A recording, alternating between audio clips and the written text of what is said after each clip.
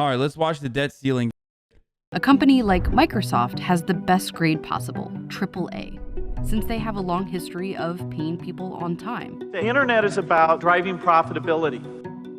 But a newer company like Tesla has a BB rating. Fundamentally change the equation. You've got to have an...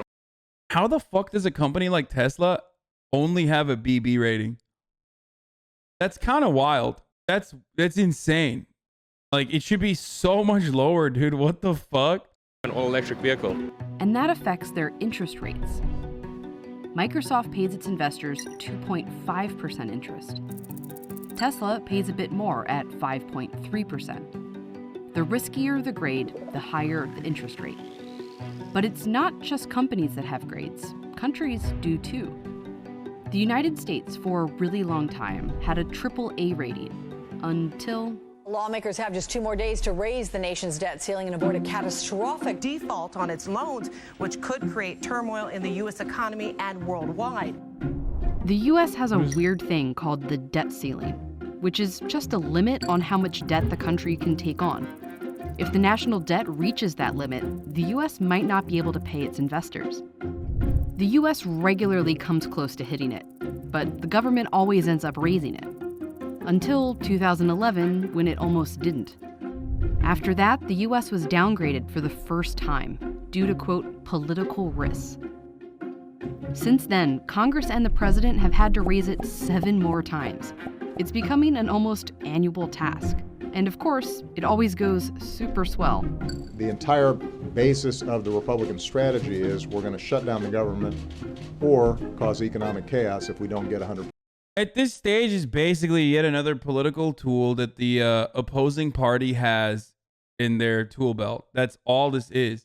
Because, like, who the fuck's gonna? What's gonna happen? Who's gonna collect the debt, dude? How are we gonna do that? You know what I mean? Percent of what we want. This isn't some damn game. My Republican friends need to stop playing Russian roulette. Russian roulette with the economy. In the last 20 years, the U.S. has borrowed more and more money. The national debt is at an all-time high. But how should we feel about this debt? And what happens if we don't pay it back? Yeah, what happens? The U.S. national debt is nearing $29 trillion with a capital T. Depending on when you watch this, it might already be there. It's best not to look at it as a number, but instead as a comparison to the size of the economy. You'll see the U.S. takes on more debt when the country spends a lot, because of wars or because of investments needed during recessions, and now pandemics. And the department in charge of all this is the U.S. Treasury. Wait, hold on. I want to show something. Total U.S. debt as a percentage. Huh. It's crazy. This is a system that works, boys. Okay? A system that fucking works. Now pandemics. And the department in charge of all this is the U.S. Treasury. They collect taxes and spend them to fund the government. And for the record, it's Congress and the president who decide how much taxes should be and where the money should be spent. The Treasury just handles the flow of money. But for essentially ever, they approve more spending than they bring in with taxes. So the Treasury has to make up that difference by taking on debt. And it does that by selling bonds. They can vary, but generally it works like this. You buy a $1,000 30-year bond at a locked-in 2% interest rate. Every year, the Treasury sends you $20, the 2% interest you've earned. And after 30 years, you can cash out the bond and get your $1,000 back. It's a win-win situation. The U.S. gets money to fund the government, and you make some profit on a safe investment. More than a third of these bonds, and therefore the total U.S. debt, are owned by Americans and American companies. Investors, and also banks, local governments, and even pension funds, keep their money in bonds. And the largest part is owned by the federal government. The federal government owns part of the federal government's debt. The money for Social Security is actually kept in bonds. So is the money for Medicare and federal pensions. The Federal Reserve has bonds too. Foreign investors only own a quarter of the U.S. debt. And while Chinese investors used to have the largest share, Japanese investors actually own more now. They own around 4% of all U.S. debt. Damn, the real fucking demons were not China. Hey, we're the Japanese, brother. It's Pearl Harbor too. Electric Boogaloo.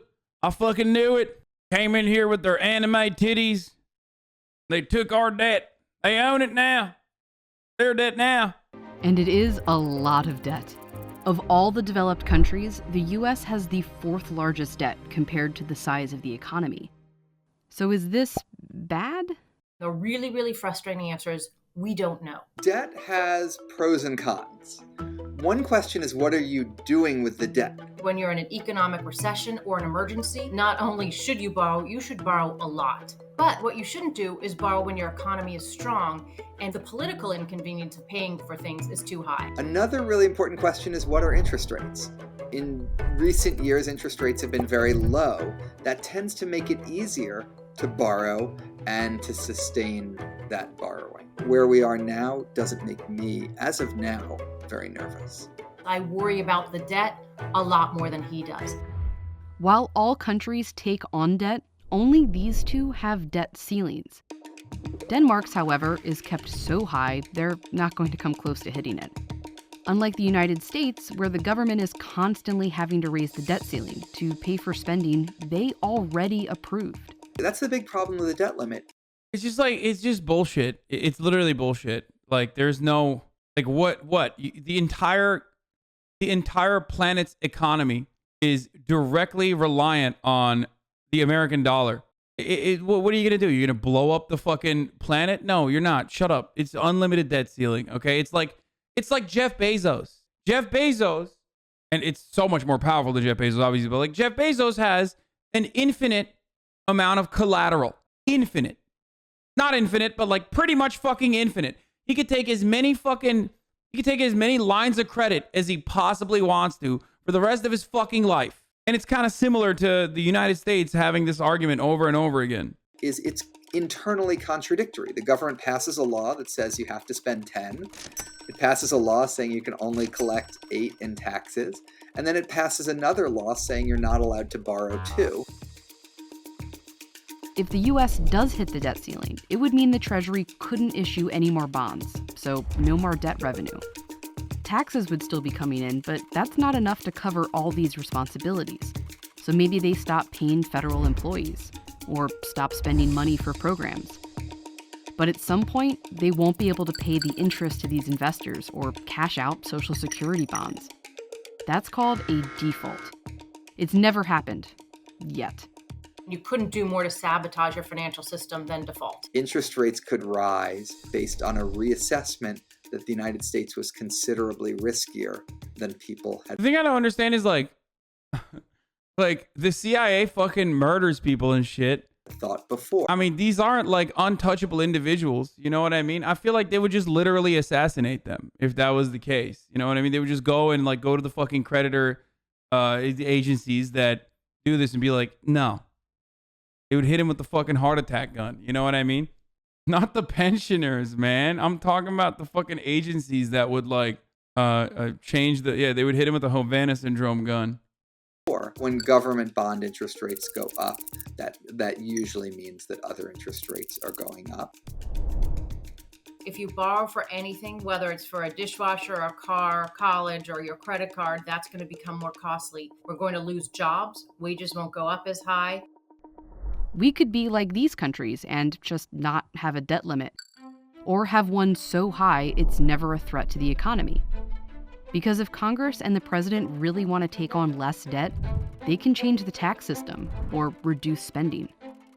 The debt limit does make sense if you are a functioning Congress. You're saying we need to put in place some policy to make sure that we don't borrow more than... That's the other unfortunate reality is that like every little thing like this could be used as a political tool against the other side. So no, we don't have a fucking functioning Congress because we do have a constantly gridlocked Congress and two hyper-polarized political parties that are, of course, in unison when it comes to everything else, like all the material issues, but like very polarized when it comes to the way that people vote. So everything like this will be used against the party that is in leadership. Steal from the rich, kill the poor is the only political advantage. Rambles U.S. tax evasion. What? We mean to. Where's XQC? Tell me. The U.S. is a tax Congress, people. What the fuck? Are you all right, dude? We stop and we pause and we check on the borrowing. That certainly isn't how it is working. The simplest thing would just be to repeal it and be like almost every other country in the world. Even if the US never actually defaults on its debt, just the mere political fights and will they or won't they unease could make the United States a less desirable place to invest. It's long been seen as this is kind of the safest asset where Will it though? that you can invest in. And so that's given the US a lot of advantages. But the more our political system is so polarized and dysfunctional, the more that it becomes a little bit questioned of whether the US should have the incredible advantage that it has thus far.